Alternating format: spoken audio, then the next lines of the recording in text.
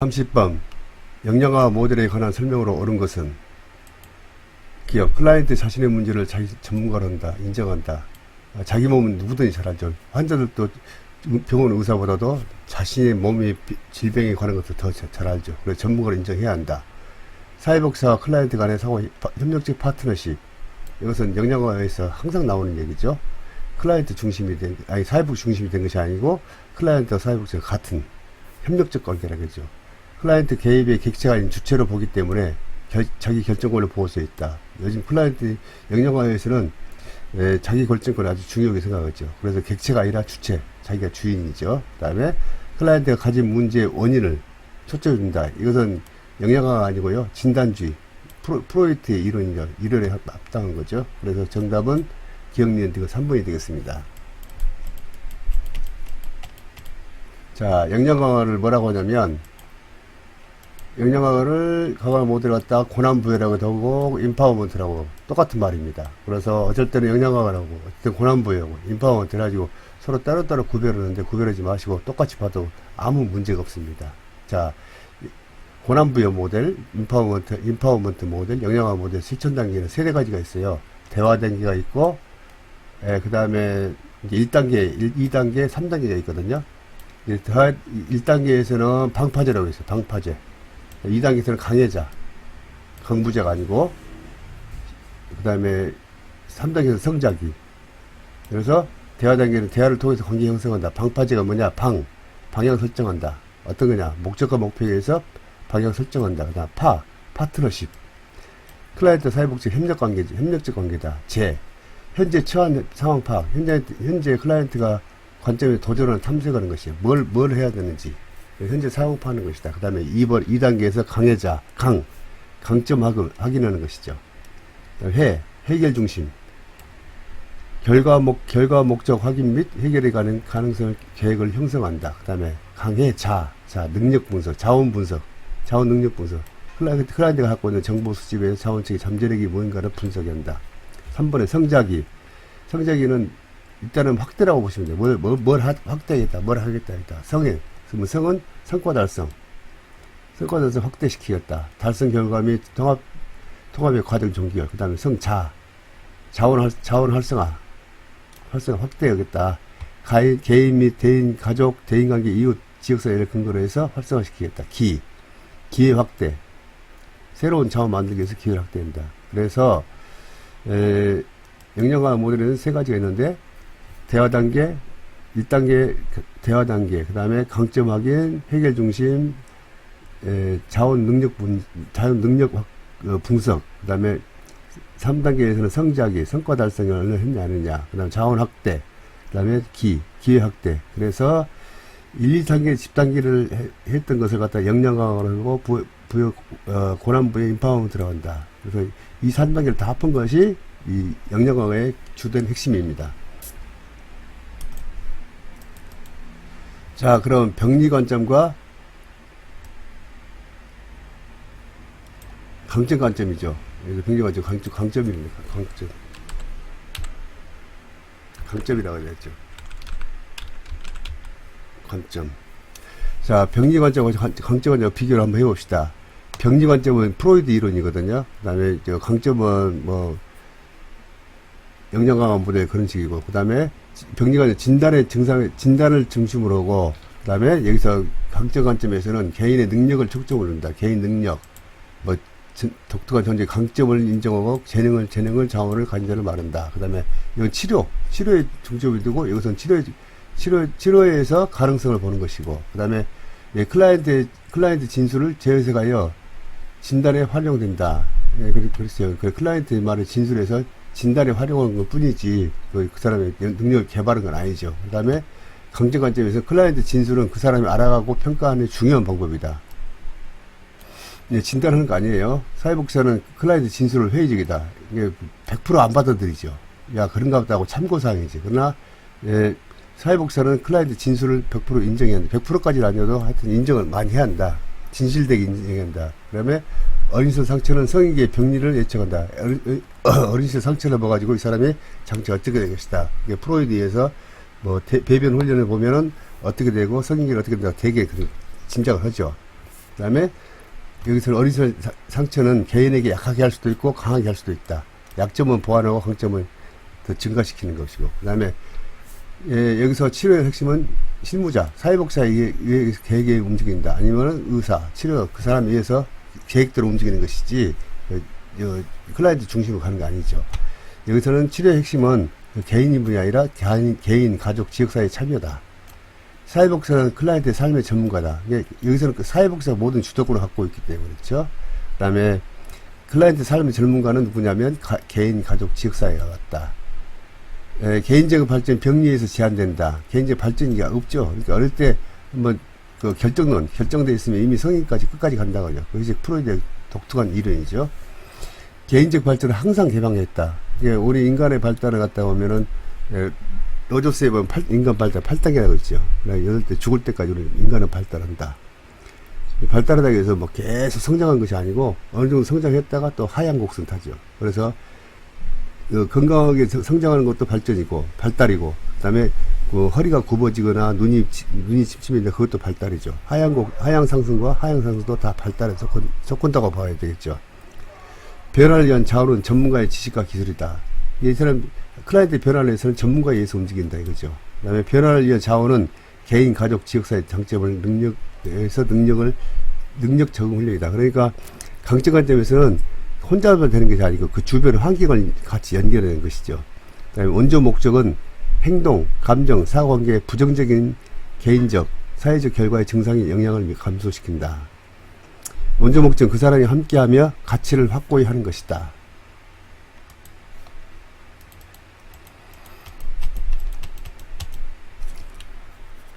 역량강의 주요 개념을 한번 살펴보겠습니다. 역량강은 인간의 존엄성과 가치, 자기 결정권을 증진시키고자 하고, 사회복지 가치는 클라이언트의 내재된 잠재된 능력, 여기서는 자기 결정, 그다음에 클라이언트의 잠재된 능력, 감정을 인지하여 이를 발현할수록 도와주는 것이다. 자, 인간은 성장과 변화를 위한 개별적 잠재 능력을 갖고 있다. 뭐 60대 70대도 충분히 자기 개발하잖아요. 그렇죠. 그 다음에 클라이언트 체계는 변화를 이끌어내는 자원과 역량을 가지고 있다. 역량이라겠네요. 오타가 나왔네.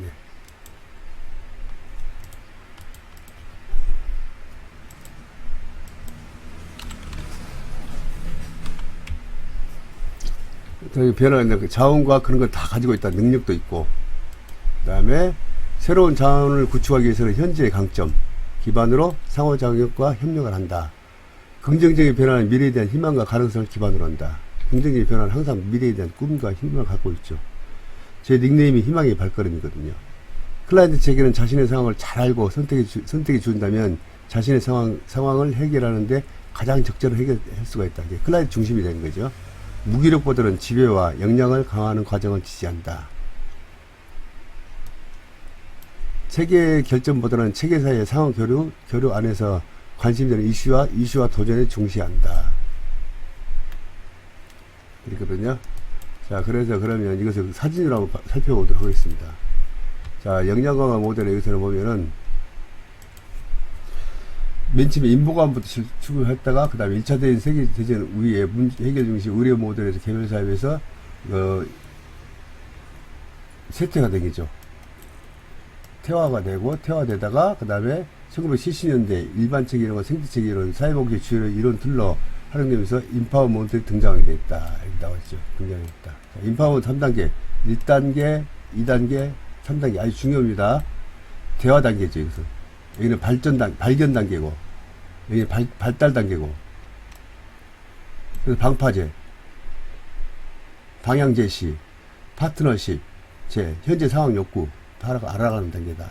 그 다음에 강해자, 클라이언트와 사회복사는 계속 사정하면서 체계적으로 해결책을 마련한다. 강해자, 강점 발견, 해결 중심, 자기 강화, 자원 확대, 자원 개발, 잠재력. 그 다음에 여기서는 3단계에서는 발달 단계에서 확대죠. 뭐든지 확대죠. 강화 활동 수축대에서 클라이언트의 체계는 필요한 자원이고, 역량 강화를 성공적으로 가버린다. 성자기, 성과, 그 다음에 자원 개발 확대, 기회 확대. 그렇죠. 그래서 여기서 강점 변화 보면 이렇게 보죠. 광점 관점과 고난부여 영양과는 똑같은 관계다 해서 생태체계 관점, 광점 관점, 고난부여 영양과 클라이언트 중심이죠. 그래서 항상 클라이언트 중심이 돼가지고 영양과 관해서는 고난부여도 광점 관점 인정해야 한다. 그렇게 말을 하고 있습니다. 31번 다음 예시에서 사회복사학이 활용한 실천 기술은 뭐냐. 자, 읽어보겠습니다. 클라이언트는 저는 정말 나쁜 엄마예요. 저는 피곤하기도 하지만 성질이 나빠서 항상 아이들에게 소리를 지르고 난립니다. 자, 그러니까 사회복사가 뭐라 했냐면 선생님이 자녀에게 어떻게 하는지 저에게 이야기할 수 있다는 사실은 자녀들에게 좋은 관계를 맺고 싶다는 뜻이겠죠. 이렇게 이야기했거든요. 그래서 이것부터 정답이 뭐냐면 일단은 제 명명이라는 것이 뭐냐면 부정적인 것을 긍정적으로 바꿔주는 것이고 약점을 강점을 바꿔주고 그 다음에 하여튼 뭔가 그 가능성 있는 부분으로 바꿔주는 것이죠. 그래서 제 명명. 그러니까 선생님은 나는 저는 나쁜 엄마예요. 근데 그것을 갖다가 사회복지에서 뭐라냐면 자녀들하고 좋은 관심이 있고 좋은 관계를 맺고 싶다는 의지겠죠. 그렇게 좋은 긍정적으로 이야기된 것이죠. 그래서 32번 정답은 3번이 되겠습니다. 제 명명하기. 자, 그러면 명료화는 뭐고 초점하고 한번 찾아봅시다. 자, 명료화, 명확히 하는 것이죠. 먼저 말하듯 애매한 것을 정확히 딱 찍어서 이야기해 주는 것이죠. 그래서, 자, 여기서 보면은, 클라이언트 생각이나 감정, 경험을 명확히 하기 위한 기법으로서 클라이언트가 메시지가 추상적이거나 혼란스러운 경우에는 딱딱 찍어서 구체적으로 표현해 주도록 하는 기술이다. 잘못된 해석이나 클라이언트 상황에 대한 왜곡된 인식을 가질 수 있기 때문에 클라이언트 메시지가 분명하지 않을 때, 메시지가 분명하지 않을 때 명확히 할 것을 요청하며, 그게 어떤 것이 다시 한번 이야기해 주실래요? 뭐 그런 식으로. 구체적인 예를 들어, 요청하며 예를 들어 봅시다.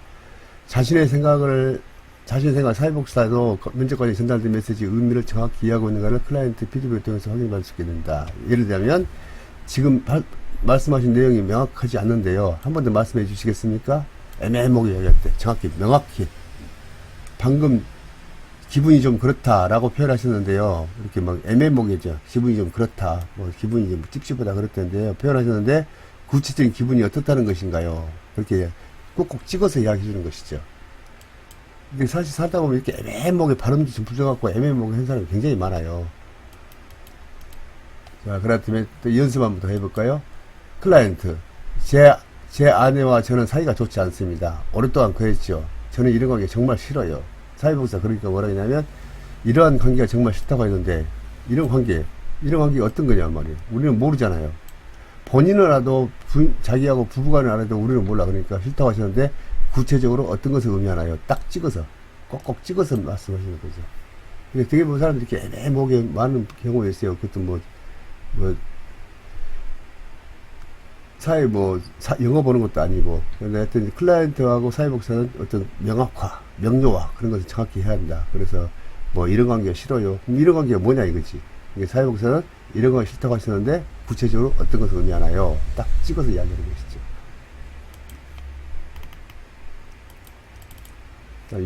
요약하기라고 또 있어요. 이거 실전 기술법에 보면은 클라이언트 메시지의 정서와 내용이 문장 안에 잘 추각되도록 딱 정리를 해주는 것이죠.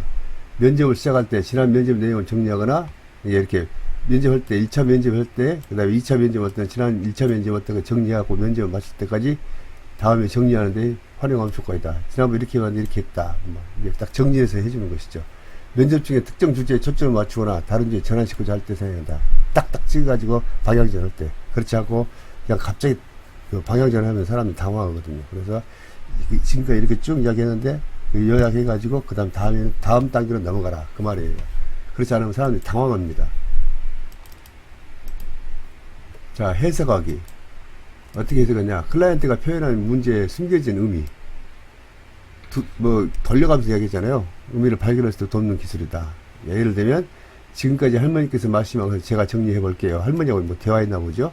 우선 할머니는 지금 누군가의 보살핌을 받아야 할 상황에서 마땅히 가실 곳이 없습니다. 딱 했죠. 그러니까, 그리고 자녀분 가운데 할머니를 모실 형편도 되는 자녀가 없습니다. 그리고 자녀에게 짐만 되는 것 같아서 서글프고 헛기웠다는 생각에 후회도 들고요. 이제 이 할머니가 지금 이렇게 이야기했거든요. 이렇게 쭉 이야기했어요. 그러면 이제 사회복지는 뭐라고 하냐면, 여기서 이제 이면적인 걸 찾아야죠. 문제 이면에 숨겨있는 이슈들을 파악하는 과정에서 문제를 새로운 방식으로 또는 객관적으로 바라보도록 도와준다.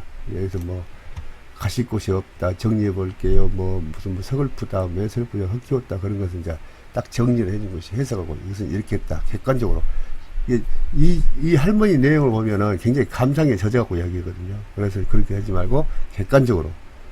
무엇이 형편이었다. 우리 자식들은 뭐 전부 다 어렵게 살고 지방이 있기 때문에 어렵다. 이렇게 딱 하든가. 그리고 자녀에게 집 만드는 것 같다. 이것도 굉장히 감상적이죠. 서글프고 헛거다. 서글픈 것은 할머니 생각이지 자녀들 생각은 아니라는 얘기죠. 그래서 이렇게 딱딱 정확히, 예, 객관적으로 어떤 상황인가를 정확히 이야기하는 얘기죠.